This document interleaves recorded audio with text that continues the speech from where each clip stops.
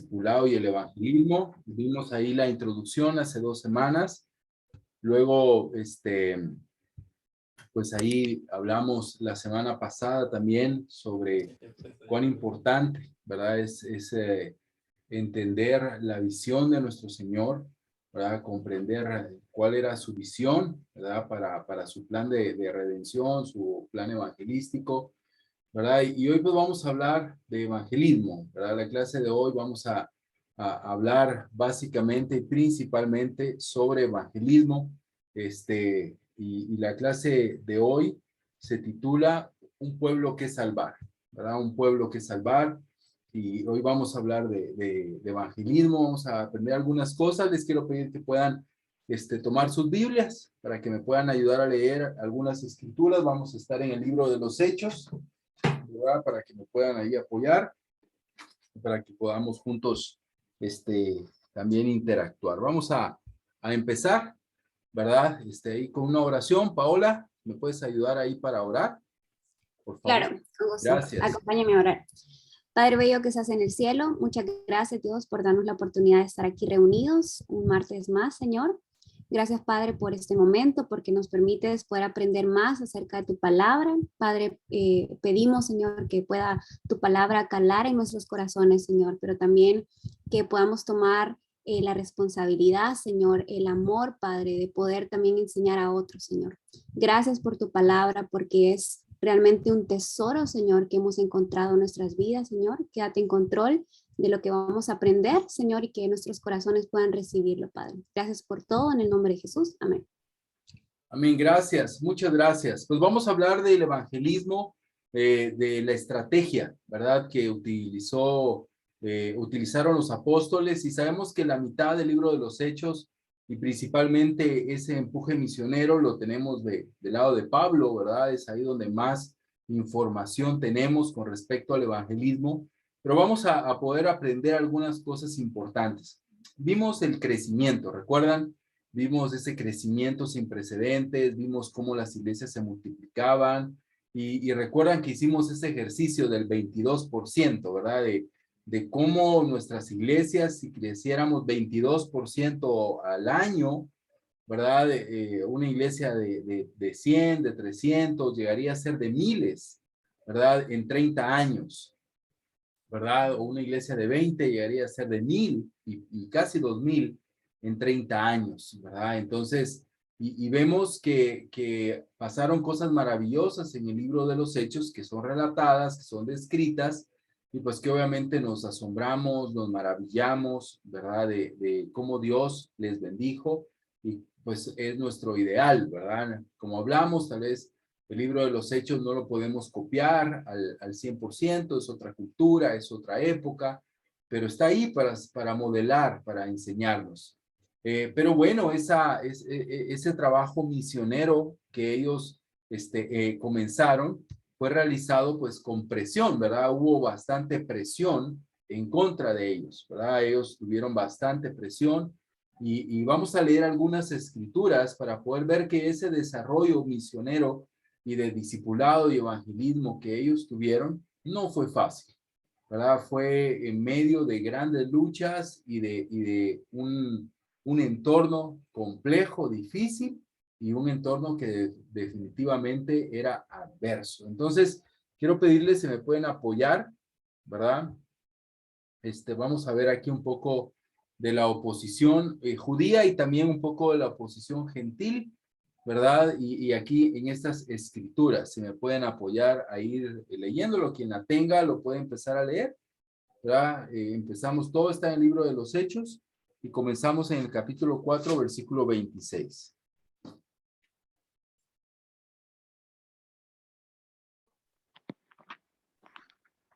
Con gusto puedo leer Hechos 4:26. Por favor. Los reyes de la tierra se prepararon para la batalla. Los gobernantes se reunieron en contra del Señor y en contra de su Mesías. Amén, gracias. Esta es una oración en la cual se está citando el Antiguo Testamento, y hace entender una profecía, y la profecía es la oposición, ¿verdad? La presión que el Mesías tendría, y en este caso, pues la iglesia, ¿verdad? Entonces, en Hechos 4 ya podemos ver esas señales, ¿verdad? Esas señales de una fuerte oposición desde los judíos, ¿verdad? Desde Jerusalén, y cómo a donde iban, normalmente encontraban dificultad y adversidad. Vamos a leer el 13:27. ¿Lo leo yo, Pablo? Gracias. Dice, la gente de Jerusalén y sus líderes no reconocieron a Jesús como la persona de quien hablaron los profetas, en cambio lo condenaron y al hacerlo cumplieron las palabras de los profetas que se leen en todos los días de descanso. Ujú. ¿Qué vemos en Versión el... NTV. Gracias. ¿Qué vemos en la escritura, verdad? ¿De dónde vino principalmente la oposición? Aquí habla de sus gobernantes, ¿verdad? Ahí fue, pues, una parte, ¿verdad? Sus gobernantes. No lo reconocieron ni a él ni a sus palabras. Versículo 45 de Hechos 13. Lo tengo. Por favor. Dice, pero cuando los judíos vieron tanta gente, se llenaron de celos y comenzaron a contradecir a Pablo y a insultarlo. Ok. Bueno, yo creo que muy pocos de nosotros hemos vivido eso. Tal vez los muchachos en la universidad alguna vez, a medio de una charla bíblica, alguien les ha contradecido, pero la gran mayoría no ha pasado, ¿verdad? Nos escuchan ahí respetuosamente, pero vemos a ellos. Está Pablo hablando y encuentra oposición inmediata, ¿verdad? En medio del sermón está teniendo oposición. Capítulo 14, versículo 2. Con gusto. Dice, sin embargo, algunos de los judíos rechazaron el mensaje de Dios y envenenaron la mente de los gentiles en contra de Pablo y Bernabé.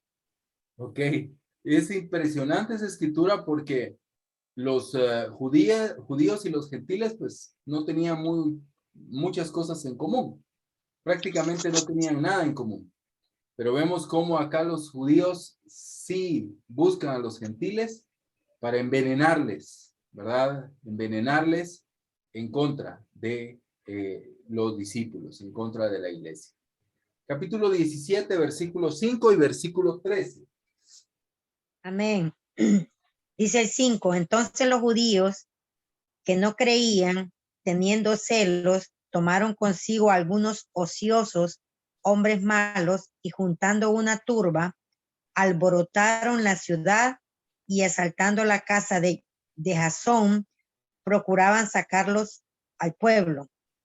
Luego dice el 13, cuando los judíos de Tesalónica supieron que también en Berea era anunciada la palabra de Dios por Pablo, fueron allá y también alborotaron a las multitudes. Gracias, muchas gracias. Capítulo 18, versículos 5 y 6. Amén. Silas y Timoteo viajaron desde la región de Macedonia hasta Corinto. Cuando llegaron, Pablo estaba dando a los judíos las buenas noticias de que Jesús era el Mesías. Pero los judíos se pusieron en contra de Pablo y lo insultaron. Entonces Pablo, en señal de rechazo, se sacudió el polvo de la ropa y les dijo, si Dios los castiga, la culpa será de ustedes y no mía. De ahora en adelante les hablaré a los que no son judíos. Ok. Vamos a saltar el 19 porque lo vamos a leer el 23 más adelante. Entonces, alguien que pueda leer el 16, 19.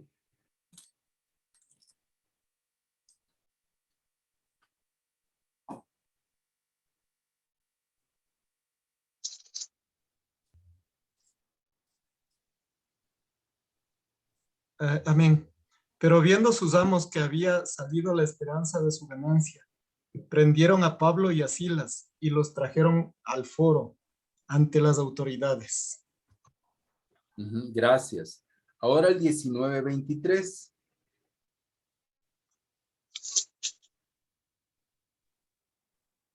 Con gusto. Los golpearon severamente y después los metieron en la cárcel. Le ordenaron al carcelero que se asegurara de que no escaparan. Muchas gracias. ¿Qué vemos en todas estas escrituras? vemos que la iglesia se sentía fuertemente presionada, ¿verdad?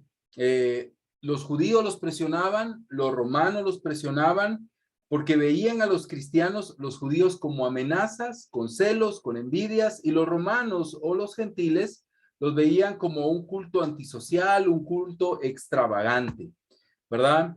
Ellos anunciaban a un hombre crucificado como un criminal, y que este criminal no era otro que el Dios eterno, creador y el rey del universo, ¿verdad? Podría verse algo más difícil de creer, algo más absurdo de creer, pues definitivamente para ellos fue de mucha presión. En el libro de los Hechos se relatan 6 instancias de hostilidad romana, ¿verdad? Hacia los cristianos, y 22 instancias de hostilidad pública de parte de los judíos. O sea, en total 28 pasajes en los que se encuentra hostilidad. En un libro de 28 capítulos vemos que la presión era constante en estos hombres, era constante. Para la gente, que Dios hubiera encarnado en Jesús parecía una contradicción. Aún para los judíos era una contradicción del concepto de lo que para ellos era una deidad, ¿verdad? ¿Cómo podía el Dios Todopoderoso estar dividido? Entonces vemos que este crecimiento sin precedentes que vimos la semana pasada no sucedió en un ambiente suave, ¿verdad? En un ambiente sin presión, en un ambiente tranquilo, no, sino crecimiento sin precedentes sucedió en un momento de mucha tensión, de mucha presión y de mucha hostilidad, ¿verdad? Entonces, Dios puede hacer florecer nuestras iglesias aún en medio de situaciones complejas, ¿verdad? De circunstancias difíciles. Entonces, ¿qué podemos ver? Lo primero que vamos a ver, después de ver esto de la presión, es que hoy podríamos deslumbrarnos, ¿verdad? Con las multitudes que tal vez otras congregaciones tienen, ¿verdad? Y de pronto buscamos lo mismo, ¿verdad? Queremos tener servicios multitudinarios, hacemos campañas, actividades, ¿verdad? En las cuales llenamos salones, tenemos muchas personas y buscamos esas multitudes, ¿verdad? No es que esté mal, pero vamos a aprender hoy, ¿verdad? Que esta estrategia, ¿verdad? No es el camino. Entonces, después de ver la presión, algo que debemos de ver hoy es que la multitud no es el camino. Es un error de estrategia, ¿verdad? El evangelismo multitudinario, al final, es un error de estrategia, ¿verdad? Y lo vamos a ver en 2 ejemplos. Vamos a ver el primero. Si me pueden ayudar igual a leerlo, ¿verdad? Primero en Hechos capítulo 14, versículo del 8 al 13 y el versículo 18.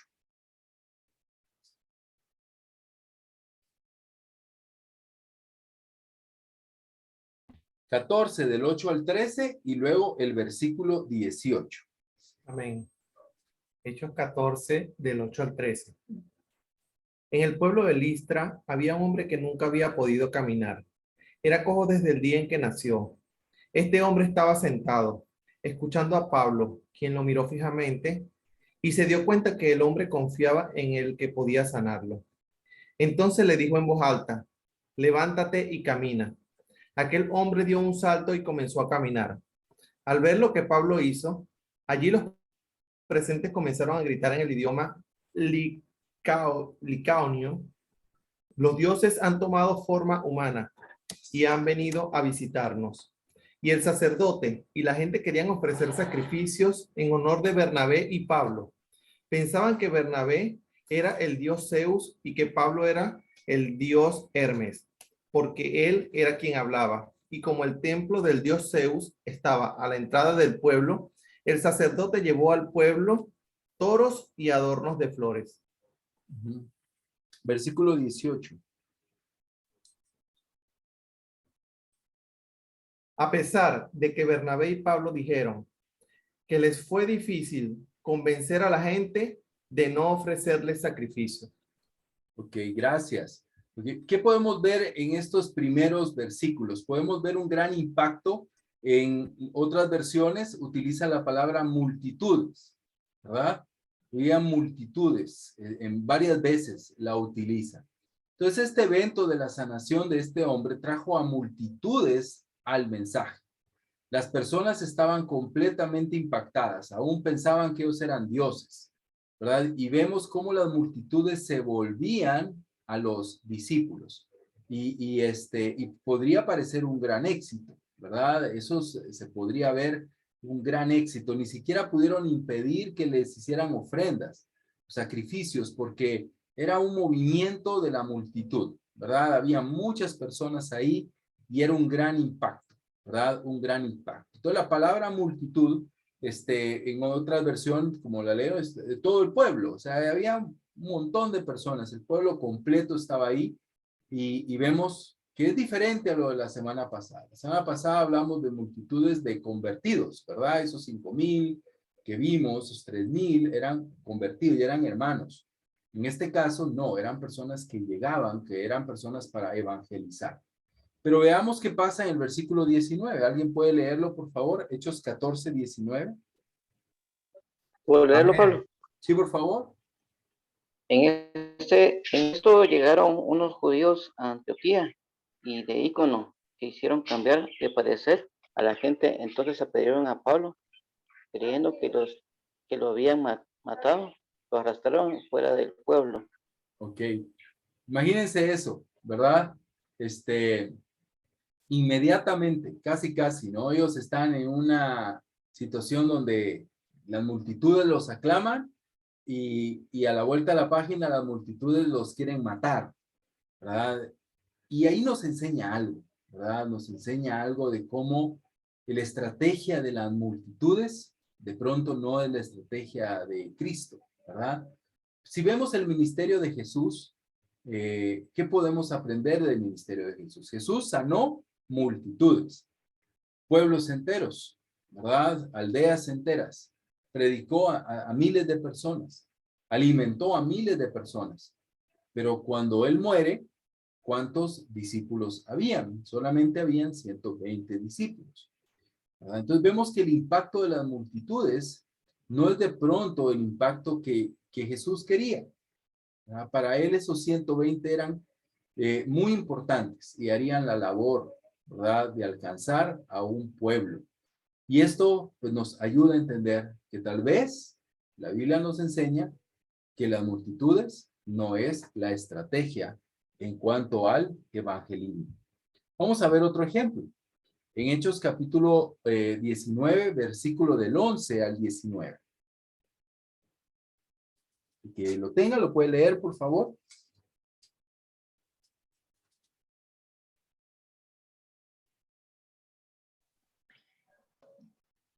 Yo, Pablo. Gracias. Dios le dio a Pablo el poder para realizar milagros excepcionales.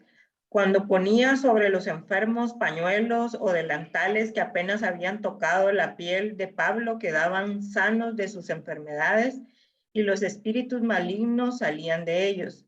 Un grupo de judíos viajaba de ciudad en ciudad expulsando espíritus malignos. Trataban de usar el nombre del Señor Jesús en sus conjuros y decían: te ordeno en el nombre de Jesús, de quien Pablo predica, que salgas. 7 de los hijos de Seba, un sacerdote principal, hacían esto. En una ocasión que lo intentaron, el espíritu maligno respondió: conozco a Jesús y conozco a Pablo, pero ¿quién son ustedes? Entonces el hombre con el espíritu maligno se lanzó sobre ellos, logró dominarlos y los atacó con tal violencia que ellos huyeron de la casa desnudos y golpeados. Esta historia corrió velozmente por todo Éfeso entre los judíos y griegos por igual. Un temor solemne descendió sobre la ciudad y el nombre del Señor Jesús fue honrado en gran manera. Muchos de los que llegaron a ser creyentes confesaron sus prácticas pecaminosas. Varios de ellos que practicaban la hechicería trajeron sus libros de conjuros y los quemaron en una hoguera pública. El valor total de los libros fue de 50,000 monedas de plata. Ok, gracias. ¿Qué podemos ver en esos versículos? La historia de la fundación de la iglesia de Éfeso, ¿verdad? Y vemos multitudes. De nuevo vemos un impacto multitudinario, vemos a muchas personas, un movimiento de muchas personas, de multitudes de personas llegando, estando y participando, ¿verdad? En el ministerio y viendo las sanaciones de Pablo y escuchando la palabra de Dios, y luego ocurre lo de estos hijos de Seba. Pero veamos qué pasa en el versículo 32 al 34. Si alguien lo puede leer, por favor. Yo lo tengo. Así que unos gritaban una cosa y otros otra, porque había confusión en la asamblea. Y la mayoría no sabía por qué razón se habían reunido. Algunos de la multitud pensaron que se trataba de Alejandro, puesto que los judíos lo habían empujado hacia adelante. Entonces Alejandro, haciendo señal en silencio con la mano, quería hacer su defensa ante la asamblea. Pero cuando se dieron cuenta de que era judío, un clamor se levantó de todos ellos. Gritaron como por 2 horas: grande Diana de los Efesios. Ok, gracias. ¿Dónde estaban las multitudes? ¿Verdad? Las multitudes no estaban ahí, ¿verdad? Las multitudes no estaban ahí en este evento que pasa en la misma ciudad, que ocurre en la misma ciudad por estos plateros, ¿verdad? Que eran, que vendían ahí instrumentos para la adoración de Artemisa de los Efesios. Entonces, vemos, hermano, un elemento importante, ¿verdad? Que a veces nosotros podemos pensar que la estrategia del evangelismo pues es eso, llenar salones, tener conferencias, tener eventos. Yo creo que no está mal, pero no es la estrategia que vemos en la Biblia, ¿verdad? Es una estrategia al final que pues es animante, se da a conocer la iglesia, el ministerio, pero ¿qué tan efectiva es? ¿Verdad? ¿Qué tan efectiva es? Y qué vemos acá es cómo las multitudes cambian de parecer tan rápidamente, porque no hay profundidad en su vida. Esteban, cuando habló a los judíos, dijo esto: tercos, duros de corazón y torpes de oídos. Ustedes son iguales que sus antepasados, siempre resisten al Espíritu Santo. ¿A cuál de los profetas no persiguieron sus antepasados? Ellos mataron a los que de antemano anunciaron la venida del justo, y ahora a este lo han traicionado y asesinado. Aquí vemos al mismo Esteban que sufrió lo mismo. Vemos la historia de Esteban. Él estaba igual haciendo milagros, haciendo señales, ayudando a muchas personas, a multitudes, y de pronto ocurre esto, y si no fueron las mismas personas las que cambiaron de parecer y ahora lo estaban apedreando, como en el caso de Pablo, que fue muy claro, ¿verdad? Alguien podría decir, pero no eran los mismos, pero ¿dónde estaban? ¿Dónde estaban esas multitudes? Entonces, ¿qué podemos aprender? ¿Qué podemos ver? La multitud tiende a reacciones instintivamente y sin convicción. Realmente la estrategia no puede ser esas multitudes. ¿Por qué? Porque las multitudes reaccionan con sus instintos, instintivamente. Y también las multitudes reaccionan sin convicción, ¿verdad? Como lo vimos en estos ejemplos. Pienso en el ejemplo de Jesús. Si vamos a Juan 8, si leen después Juan 8, a partir del versículo 31, dice que muchos judíos creían, que habían creído en él, se acercaron, y él les dice las palabras que todos conocemos: si se mantienen fieles a mis enseñanzas, serán mis discípulos, conocerán la verdad y la verdad los hará libres. Y ellos le responden: pero nosotros no somos esclavos. Y bueno, al final lo quieren matar en el mismo capítulo. Las multitudes cambian de parecer. Por eso el evangelismo no puede ser en multitud. Cuando se requiere tomar acción, las multitudes tomarán el camino más fácil. Las multitudes no tienen convicción.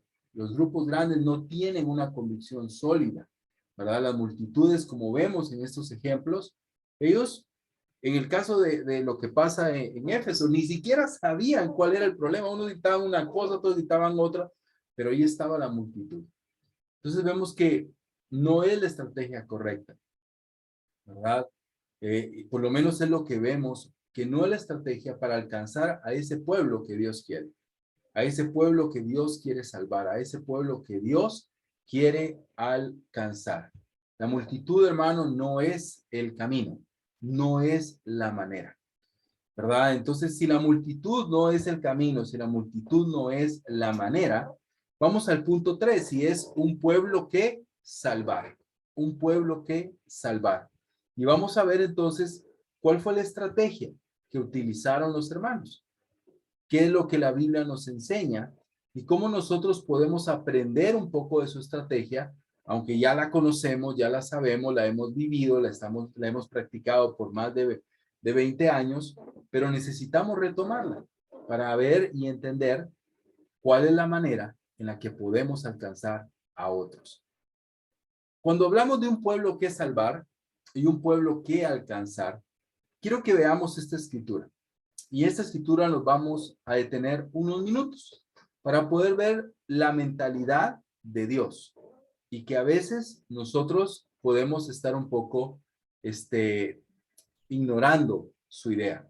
Pero creo que aquí nos puede dar una luz. No podemos, como hablamos, sacar una doctrina de esto, pero nos da una luz de cómo opera Dios y qué es lo que debemos de hacer.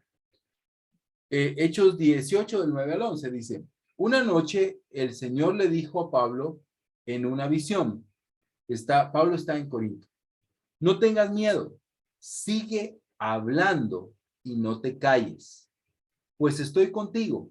Aunque te ataquen, no voy a dejar que nadie te haga daño, porque tengo mucha gente en esta ciudad.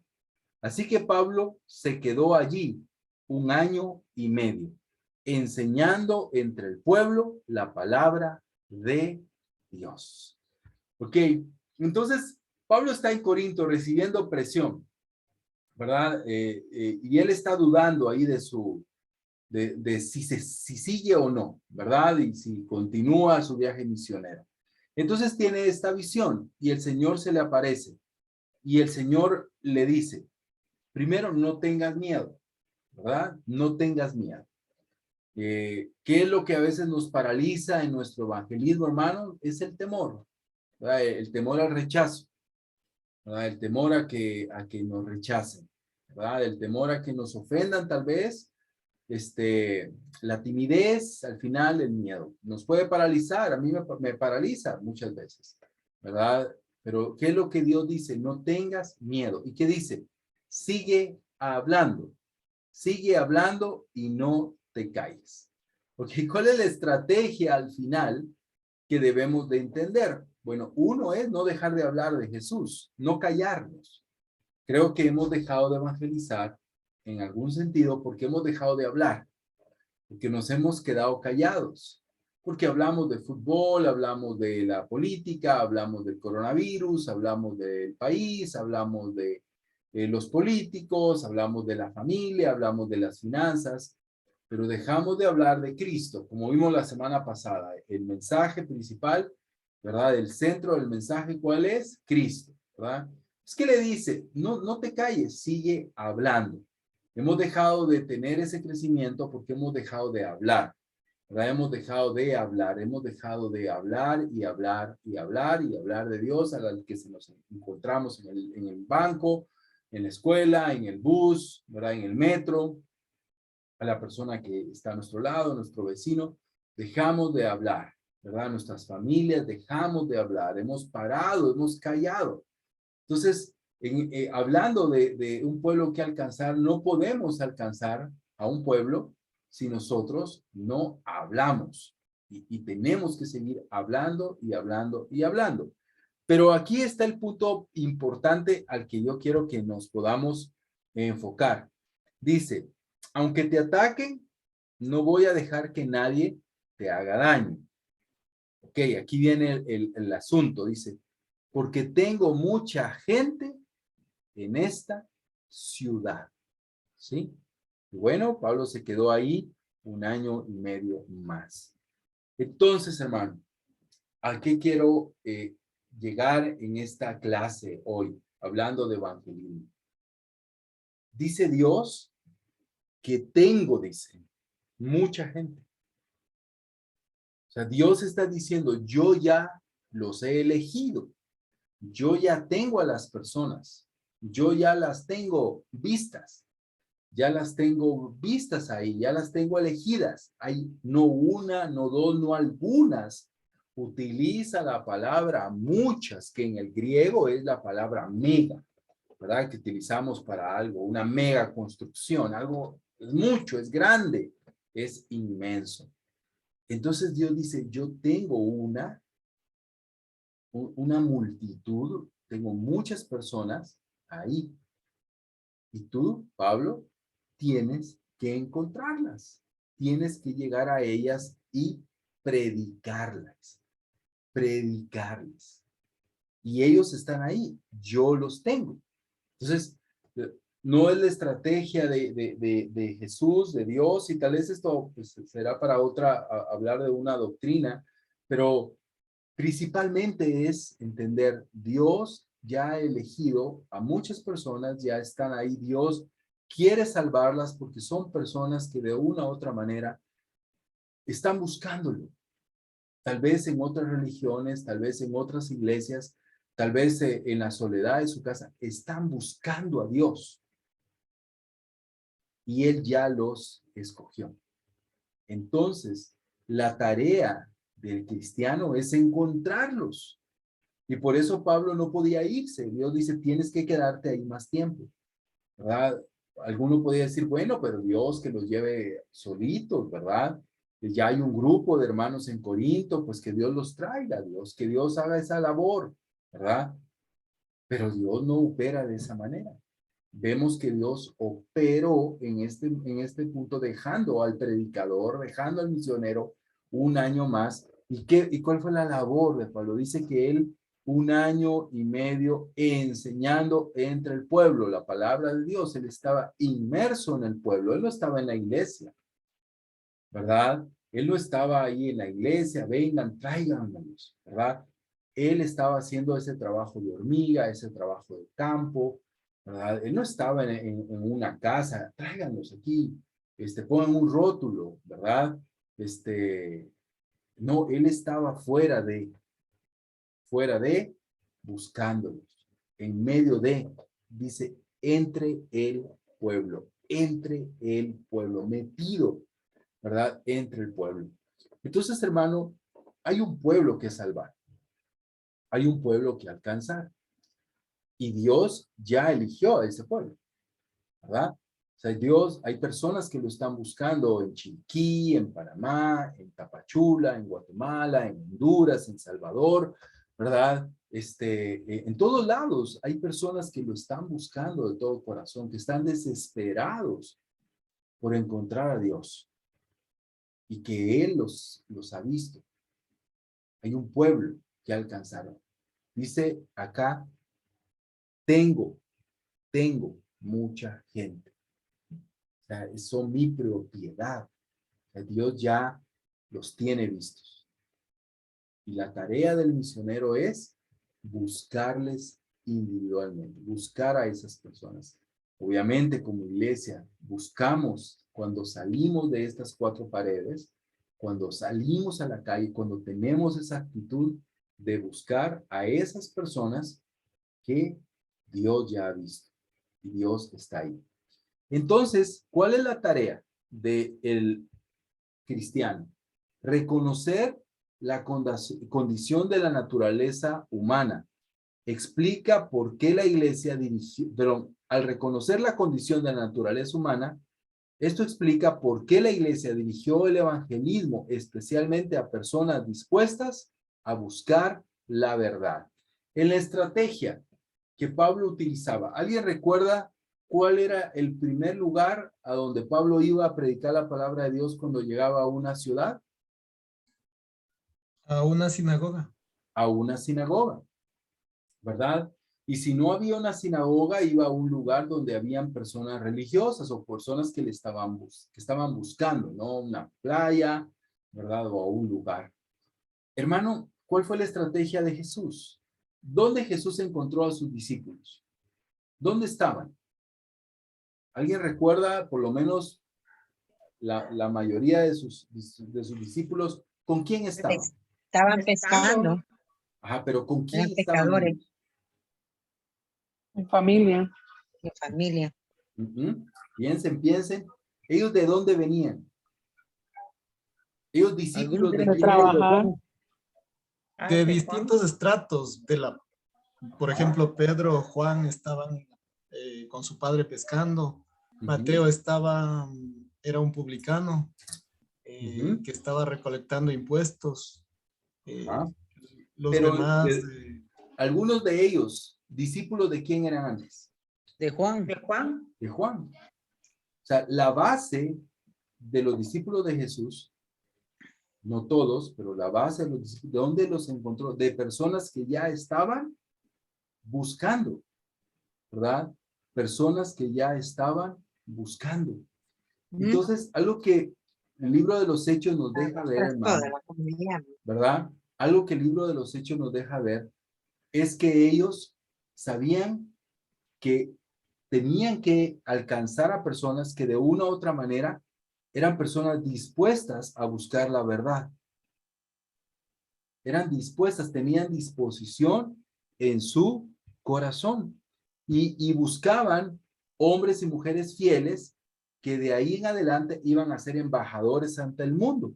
Ellos fueron la clave para el cumplimiento de la misión. Vamos a leer estas escrituras, si me pueden apoyar, para ver ese patrón de búsqueda que ellos tuvieron, lo que les acabo de decir, pero veámoslo en las escrituras. Capítulo 13, versículos 5, 14 y 42, 43.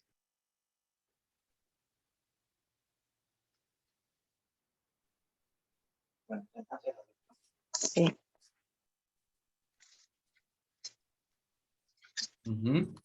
¿Lo leo todo de corrido o...? Sí, por favor. Okay.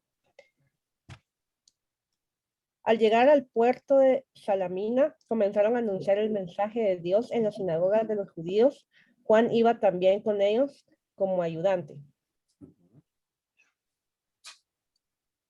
De Perge pasaron a Antioquía de Pisidia. Allí el sábado entraron en la sinagoga y se sentaron.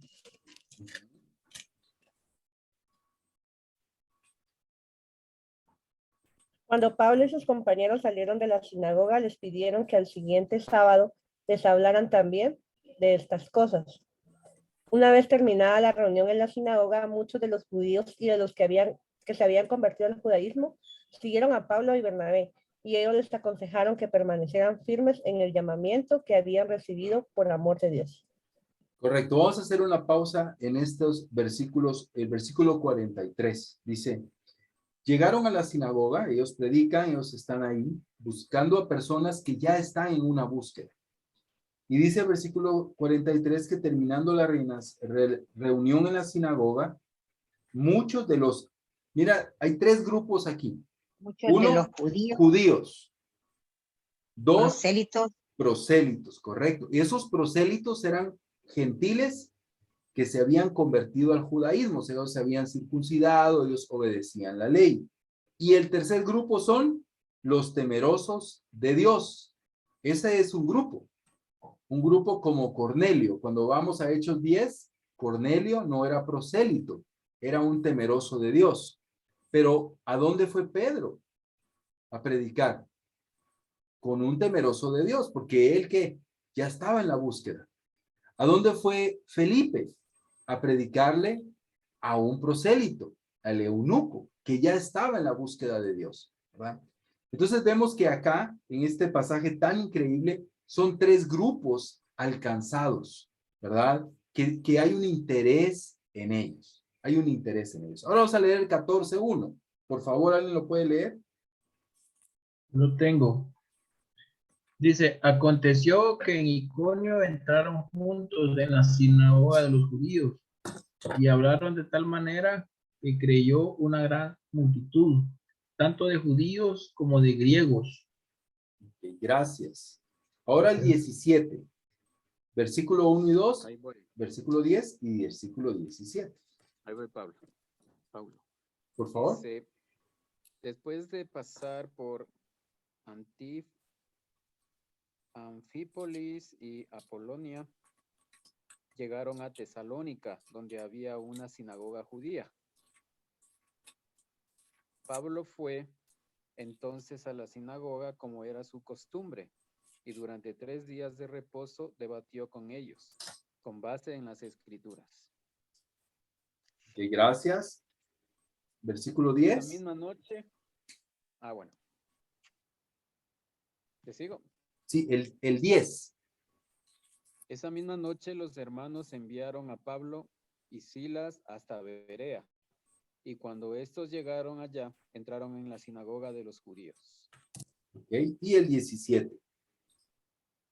Por eso en la sinagoga discutía con los judíos y los hombres piadosos, y también con todos los que a diario acudían a la plaza. Ok, gracias. Ok, de nuevo vemos este patrón en la estrategia, ¿no? Este patrón de búsqueda. Versículo 18, capítulo 18, perdón, versículos que están ahí en pantalla. ¿Alguien me puede ayudar? Ok, Amén. puedo leer. Bueno, léalo usted. Ok. Bueno, el 4 dice, todos los sábados discutía en la sinagoga tratando de persuadir a judíos y a griegos. ¿Sí? Luego, ¿cuál es el 7, verdad? El 7. Entonces Pablo salió de la sinagoga y se fue a la casa de un tal Ticio Justo, que adoraba a Dios y que vivía al lado de la sinagoga. Ahora el 19. 19. Al llegar a Éfeso, Pablo se separó de sus acompañantes y entró en la sinagoga, donde se puso a discutir con los judíos. Okay. Discutir no es pelear, ¿verdad? A veces nosotros decimos, solo a pelear entraba Pablo. No, es a debatir, a hablar de las escrituras. Era muy común en las sinagogas, no había un monólogo, ¿verdad? Sino había una discusión. Se hablaba, ¿verdad? Versículo 26. Comenzó a hablar valientemente en la sinagoga. Al oírlo, Priscila y Aquila lo tomaron a su cargo y le explicaron con mayor precisión el camino de Dios. Ok, aquí vemos a Apolos, ¿verdad? Ok, gracias, Sergio. Y vamos a terminar en el 19:8.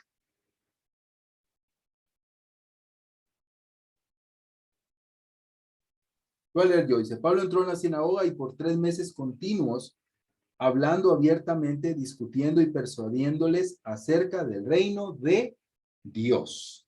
Que, hermanos, ¿ven el patrón de búsqueda? ¿Ven el patrón de evangelismo de Pablo? O sea, ¿a dónde iba Pablo? Pablo, su primera opción, su primera estrategia era ir a entablar esas pláticas donde habían personas con las cuales ya tenía una base, ¿verdad? Una base, algo en común con ellos, ¿verdad? En este caso, pues era la fe judía, ¿verdad? El entendimiento del Mesías y todo eso, ¿verdad? Entonces, esa era su estrategia. Dentro de esa estrategia está la búsqueda. Él predicaba a la mayor cantidad de personas, compartía su fe con la mayor cantidad de personas y luego invertía su tiempo en las personas que él veía interés, ¿verdad? Perdón, vemos el ejemplo de Priscila y Aquila. ¿Con quién se van ellos a hablar? Con la persona que ven, que es Apolos, que tiene conocimiento, pero que tiene interés, aunque está equivocado. Entonces, hermano, algo que nosotros debemos de entender de la estrategia que vemos y de ese pueblo que salvar, es que nosotros necesitamos compartir la fe, hablar de Dios con la mayor cantidad de personas. Y de pronto vamos a poder tener mejores discusiones, pláticas y ayuda o debate, ¿verdad? Con personas que tal vez son religiosos. Obviamente no nos gusta a veces hablar con religiosos, ¿verdad? Preferimos personas que no tienen ninguna base y bueno, ¿verdad? A veces puede también ser personas que nos pueden ayudar a aprender y a crecer. Hablo de los religiosos. Pero lo que debemos de entender, hermano, es que cuando compartimos la fe, necesitamos centrarnos después en personas que vemos que tienen interés. Y es lo que hicieron los apóstoles. Vemos qué es lo que hizo Pablo. Pablo se centró, vemos el caso claro, ¿verdad? De cuando salieron los prosélitos, salieron los judíos, salieron después de la reunión, ese grupo, esa fue la base de evangelismo de Pablo. ¿verdad? Personas que él veía un interés, ¿verdad? Un interés. Hermano, hay un principio muy importante. Y de verdad, puede sonar feo, pero la vida es demasiado corta para gastar tiempo y energía en gente apática. Yo sé que debemos de amar a todos, yo sé que debemos de invitar a todos. Claro, nosotros debemos de compartir el mensaje, porque la clave acá es que nosotros no sabemos quiénes son. Dios sí sabe. Ese pueblo que él dijo, ¿verdad? Yo tengo mucha gente ahí. No sabemos quiénes son, no hay una señal, no hay algo que nos pueda decir, es aquel, no sabemos. Por tal razón, debemos de invertirnos en hablar con uno, con otro, con otro, con otro, ¿verdad? Y a identificar quiénes tienen interés. ¿Qué hizo Jesús? ¿Qué les dijo Jesús? Vayan, y si no los reciben, se sacuden los pies y se van, ¿verdad? ¿Qué hizo Pablo en uno de los pasajes que leímos? No, tuvo demasiada oposición, salió del pueblo, se sacudió los pies y se fue, ¿verdad? Entonces, la vida es demasiado corta, nuestros años productivos en el evangelio, ¿verdad? Aquí trabajando y trabajando en la iglesia, a veces podemos centrar nuestro tiempo en personas que no quieren, ¿verdad? En personas que no desean cambiar, en personas apáticas.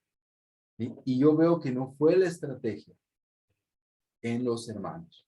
Obviamente debemos de amar a todos, tener la puerta abierta para todos, siempre estar ahí invitando, ¿verdad? Porque puede haber un cambio, como muchos lo tuvieron, como muchos, no fue a la primera que llegaron. Pero nuestra inversión más grande y nuestra estrategia para alcanzar a ese pueblo es compartir la fe y ver quiénes son las personas, observar a esas personas que están más abiertas, que están dispuestas. Yo veo el ejemplo de los discípulos de Jesús, ¿verdad? Eran personas que la mayoría ya estaban en su búsqueda, ¿verdad? Ya estaban esperando al Mesías, estaban con una actitud abierta, ¿verdad? Y a ellos fue a los que escogió Jesús, a las personas que tenían mayor sensibilidad y que él veía que podían cambiar y seguirlo. Nosotros no somos Jesús, no podemos ver el interior de las personas, pero sí podemos ver ciertos rasgos, ¿verdad? Y cuando vemos apatía, necedad, pues no debemos de gastar nuestra vida en evangelizar, en invertir en esas personas que no quieren. A veces tenemos a una persona con la cual estamos estudiando la Biblia todo el año y que no lee su Biblia, que no ora, que no hace nada, pero yo tengo un estudio, Dios puede hacer la obra. No, Dios puede, pero esta persona no está dispuesta, ¿verdad? Tengo que seguir adelante, buscar, seguir buscando para poder encontrar a las personas o las personas que Dios ya ha visto. Hay que peinar el área 1 y 2 y 3 veces. Hay que seguir invirtiéndonos, pero esa es la estrategia, hermano. No son las multitudes, ¿verdad? Sino es el trabajo 1 a 1 de búsqueda de esas personas que están ahí. No sé si está acá Miguel Aguilar, pero él trabaja en la búsqueda de vendedores donde él trabaja, ¿verdad? Él es como supervisor de ventas, ¿verdad? Un jefe de grupo. Entonces su tarea es reclutar vendedores para poder, pues obviamente su grupo vender más. Y él tiene un dicho que dice, el campeón está allá afuera, ¿verdad? Haciendo entender que la búsqueda de nuevos vendedores continúa y él está invitando constantemente a personas para que se puedan unir a su equipo. Hermano, nosotros debemos de entender eso, que los futuros misioneros, muchos están afuera, que los que van a ayudarnos a recoger la cosecha están afuera, ¿verdad? Pero debemos de encontrarlos, debemos de buscarlos y debemos de encontrarlos. Repito, la vida es demasiado corta para gastar tiempo y energía en gente apática. Y ya hablaremos del discipulado, pero creo que esto puede aplicar también en esa área, ¿verdad?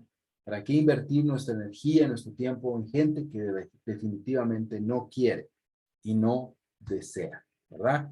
Parece ahí que es maldad, de que no, Pablo, hay que amar a todos, hay que seguir. Hermano, el tiempo es corto, necesitamos avanzar, ¿verdad? Hay cuando hablamos de la misión, ¿verdad? Y a veces hubo un choque con esa frase, pero un misionero, creo que fue Thompson, dijo, que ningún cristiano merece escuchar 2 veces, ningún mundano merece escuchar el evangelio 2 veces, ¿verdad? O sea, hay muchos que no lo han escuchado ni una sola vez en toda su vida, ¿verdad? Entonces, nosotros necesitamos ver la estrategia de seguir avanzando, seguir compartiendo, seguir hablando, no callar, ¿verdad? Pero seguir y avanzar. No quedarnos con personas que no desean, que no quieren. Vemos a Pablo, por eso era frenético su ministerio, ¿verdad? El lugar para empezar es con quienes dentro de nuestra órbita o la órbita de nuestra vida estén más dispuestos a aprender de Jesús.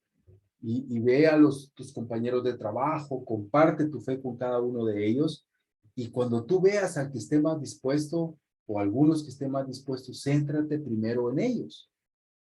Tal vez ellos luego te ayudarán a alcanzar a los demás. Si estás en tu familia, habla, compárteles, pero céntrate en los que tú ves que hay mayor disposición, en tus vecinos, tus compañeros de estudio, compárteles a todos, pero céntrate en quienes estén más dispuestos. Esa fue la estrategia que utilizaron los apóstoles, ¿verdad? Es la estrategia que Pablo utilizó. Llevaba a un lugar y obviamente compartía la fe con miles de personas, pero su energía terminaba centrándose en las personas que estaban dispuestas a seguir y a buscar, y estaban en esa búsqueda de Dios.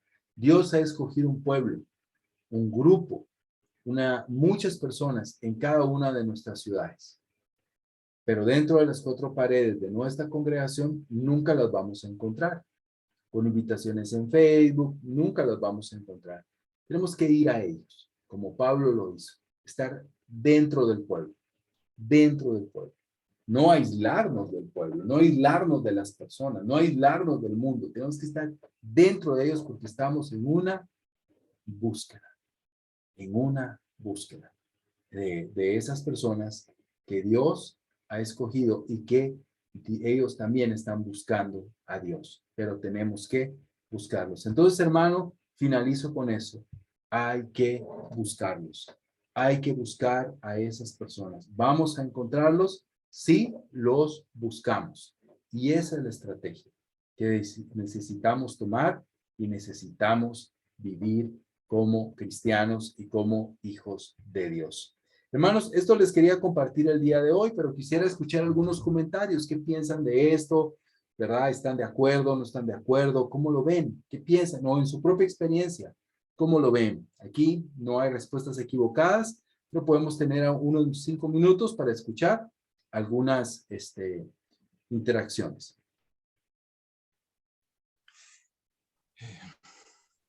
Pablo, una pregunta.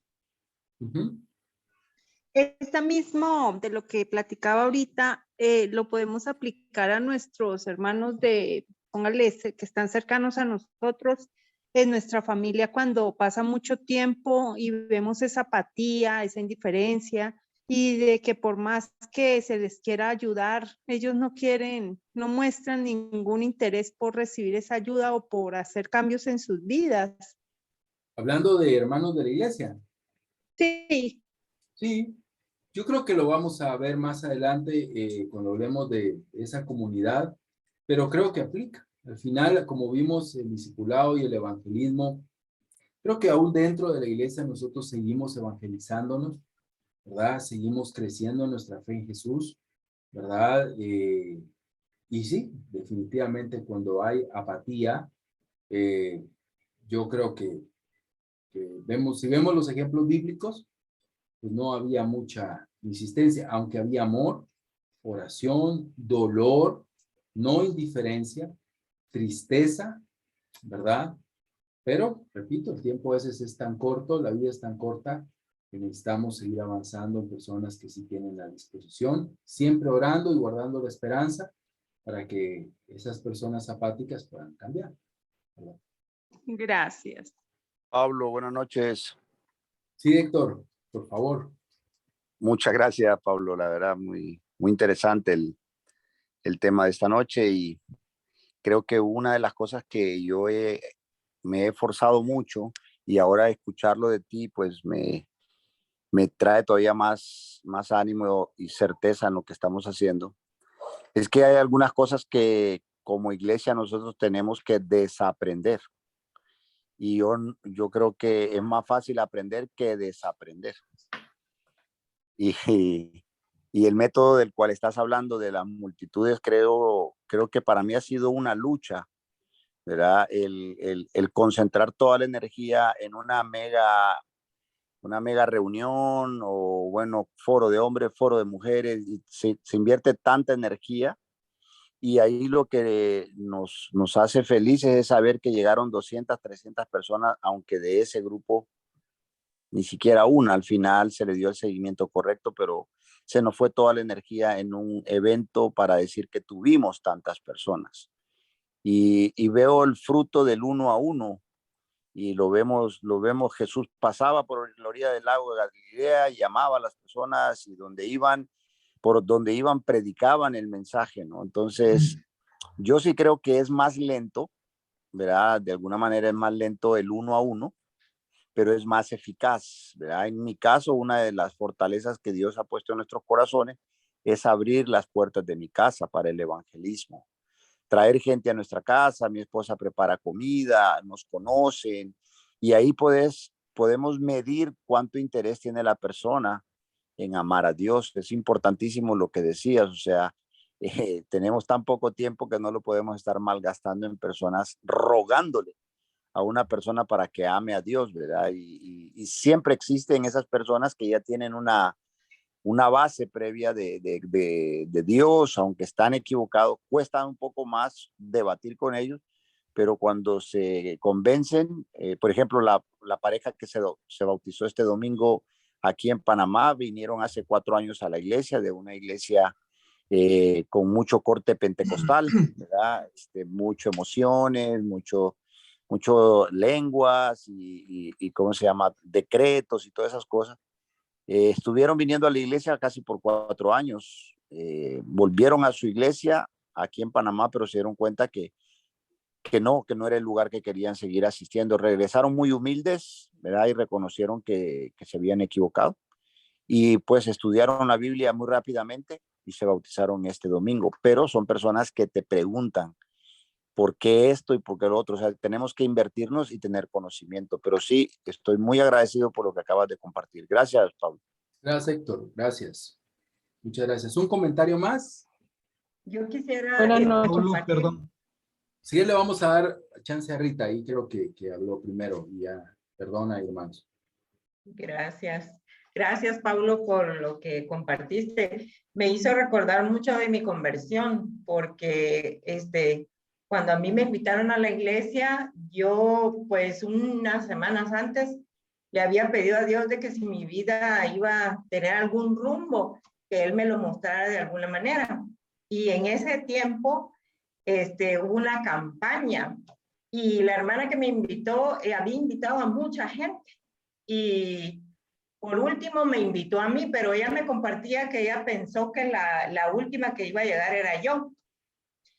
Entonces eso me hace pensar de que lo que leímos, ¿verdad? De que Dios ya tiene sus escogidos y que nosotros tenemos que hablar con toda la gente, ¿verdad? Porque nosotros no sabemos quiénes son, y ella pues ni se imaginó que yo iba a estar por ahí presente, pero ella no se cayó. Ella me habló, ¿verdad? Y pues Dios ya tenía algo planeado para mi vida. Entonces, creo que eso es muy importante, ¿verdad? A veces nosotros hacemos como excepción de personas. Hablo por mí, ¿verdad? Hemos cometido ese error y tenemos que seguir hablando. Y ya, muy importante eso que compartías, de que ya en el camino se va a ir viendo quiénes son los que están abiertos, interesados, ¿verdad? Para poder continuar con ellos. Entonces, creo que para mí yo tomo eso de que no nos debemos de callar con las personas, ¿verdad? Sino que siempre compartirles, y Dios va a mostrar quiénes van a estar dispuestos. Muchas gracias. Gracias a todos por compartir. Perdón, yo sé que otros quieren compartir, lo vamos a hacer en las próximas reuniones. Pues oremos, ¿verdad? Oremos. Yo creo que podemos tener una mejor idea de cuál es el plan. Imagínense solo en este grupo, ¿verdad? Hay 53 y hay algunos en pareja.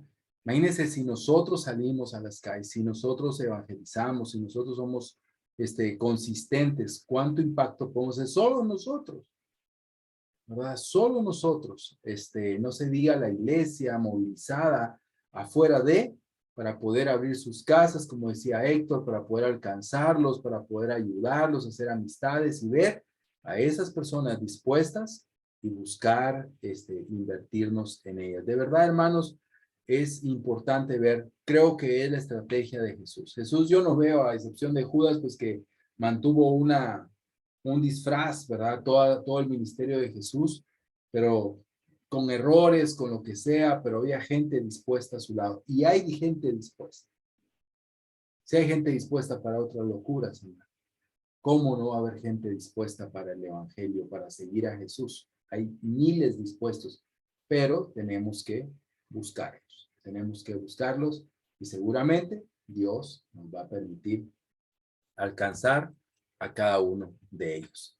Bueno, hermanos, eso es todo. Solamente quería anunciarles que la próxima clase no será el otro domingo, el otro martes, sino el siguiente, el 17 de mayo. Es que aquí en Guatemala, no sé si en los otros países, pero aquí en Guatemala el otro martes es Día de la Madre, ¿verdad? Entonces, pues si algunos ahí van a agasajar a sus mamás, a sus esposas, ¿verdad? Y las mamás que están aquí en el grupo seguramente están esperando algo, ¿verdad? Las guatemaltecas o las que lo celebran. Entonces, pues vamos a tener allá la mitad de la clase ausente. Entonces, lo vamos a mover para la siguiente, para el 17 de mayo, y continuamos ahí con la siguiente clase que, si no estoy mal, la número 4, ¿verdad? Hermanos, que Dios los bendiga, que Dios permita que esto lo podamos llevar a la práctica. Yo soy el primero que me siento retado, ¿verdad?, en poder hacerlo, y que Dios nos ayude a seguir compartiendo la fe, hablando de Jesús, no callar, porque Dios tiene un pueblo, ¿verdad? Un pueblo que nosotros debemos de saber. Hermanos, que Dios los bendiga y descansen. Gracias, Pablo. Feliz noche.